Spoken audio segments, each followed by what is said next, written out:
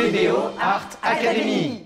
Bonjour, Fred de Beaux-Arts. Aujourd'hui pour la PBO Art Academy, un nouveau tuto sur une nouvelle technique, une nouvelle manière d'utiliser le médium de lissage, ce fameux pouring médium, avec, comme d'habitude, des couleurs dans lesquelles on va introduire le médium et puis laisser se faire des mélanges magnifiques. Tout ça sur une base, aujourd'hui c'est la particularité de ce tuto, sur une base de blanche, un support blanc, déjà enduit de peinture mélangée à du pouring médium. Alors le matériel donc, est simple, je vous l'ai dit, le médium de lissage. On va utiliser de l'huile de silicone, uniquement quelques gouttes, vous allez le voir, dans chacun de nos mélanges de peinture, pour créer ces effets de cellules magiques, vous savez, qu'on va après accentuer avec un sèche-cheveux. Voilà. Le support, comme support, j'ai choisi un carton toilé qu'on va rehausser avec des gobelets. Je vais vous montrer ça tout de suite. Les peintures, je vous en ai parlé. Des spatules, et puis c'est tout. Un peu d'eau, des gants, et puis voilà, on y va, c'est parti. Alors la première étape, une étape que j'aime beaucoup d'ailleurs, parce qu'on voit les couleurs intenses se mélanger avec le médium de lissage, et on prépare, on se projette dans le résultat final. Donc on va préparer nos couleurs avec à chaque fois du mélange, de la peinture avec le médium de lissage. Le blanc, on va l'utiliser comme fond, donc on va préparer plus de ce mélange que pour les deux autres couleurs, d'accord? On va donc à peu près 2 fois plus que ce que j'utilise d'habitude. Voilà, on va se mettre comme ça. La proportion, c'est une question qui revient souvent. Quelle proportion de médium de lissage avec la peinture? Ça dépend de beaucoup de facteurs. D'abord de l'épaisseur, de la viscosité de la peinture que vous utilisez. Moi, j'utilise PBO Studio, une belle peinture avec des couleurs intenses et puis une pâte assez épaisse. Donc j'utilise pas mal de médium pouring. Vous prenez une spatule et vous mélangez. On va rajouter quelques gouttes. Voilà, 4-5 gouttes d'huile de silicone. Pas plus, hein, pas plus, c'est important. Par contre, ce qui est important, c'est de mélanger. Parce que plus l'huile de silicone sera dispersée dans le mélange, et plus elle va réagir et créer des cellules par la suite. Et ça, on s'en rend compte voilà, quand on ne l'a pas fait. Donc, croyez-moi, voilà, on a un beau mélange. Et ça va servir de fond. D'accord ? On refait la même opération avec les 2 couleurs que j'ai choisies.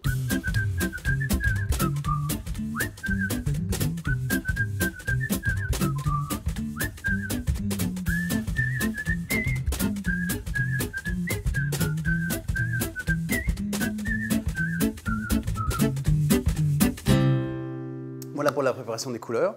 Et on va maintenant mélanger les couleurs dans un gobelet et les projeter sur le support en une seule fois.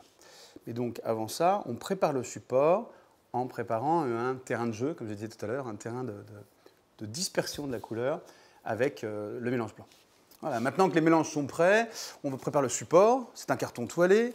Et donc, je pose 4 petits gobelets qui vont permettre juste de surélever le support et d'avoir les coulures qui vont inévitablement salir l'espace de travail, mais qui vont pas adhérer au support. Et donc là, c'est pas compliqué. On répartit. Je pense que ça devrait suffire, ouais. Voilà.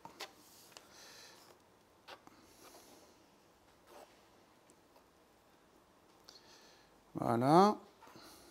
On peut aider quand même un peu. Voilà, la surface à se lisser. Je vais mettre les gants. Et donc, on va superposer, alterner les 2 couches, 2 couleurs qu'on a choisies dans un gobelet.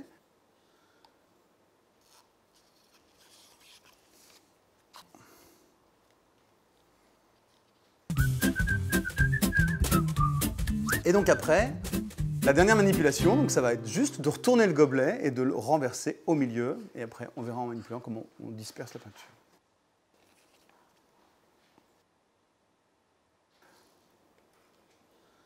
Il faut laisser la peinture redescendre pour pas trop en perdre. Hein.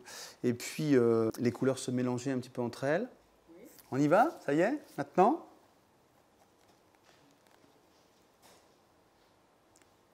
Et c'est superbe. Bon, c'est pas fini, mais regardez. Il y a déjà des belles alvéoles qui se sont créées. Alors, premier type de manipulation, ça va être de laisser l'univers se faire. Et de glisser sur la partie blanche hein, qu'on a bien préparée.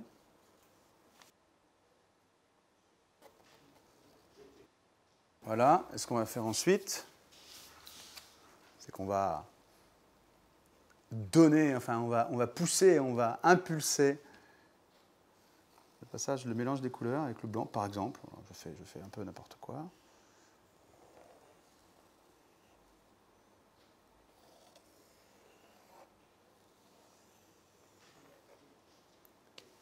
Vous voyez déjà toutes les alvéoles qui sont en train de se faire, rien qu'en superposant les couches. Donc on va voir tout à l'heure qu'on va pouvoir, avec le sèche-cheveux, en phase finale, quand on aura la disposition souhaitée, on va accélérer tout ça.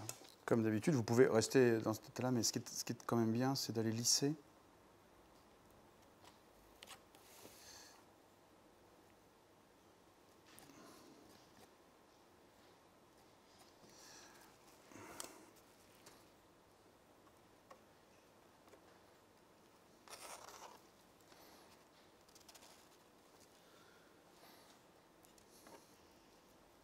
Au moment où vous estimez satisfait de l'harmonie, de la répartition, et là c'est sympa, il se passe un truc. On reste dans l'abstrait, hein, il n'y a rien de figuratif, mais il y a une belle répartition. Quand ça vous plaît, la première étape, on va utiliser ce sèche-cheveux un peu chaud là, pour accélérer, enfin augmenter la taille et le nombre de cellules. Et puis après, on va mettre du sèche-cheveux partout pour figer au maximum l'œuvre pour qu'elle ne se transforme pas pendant les heures qui vont suivre.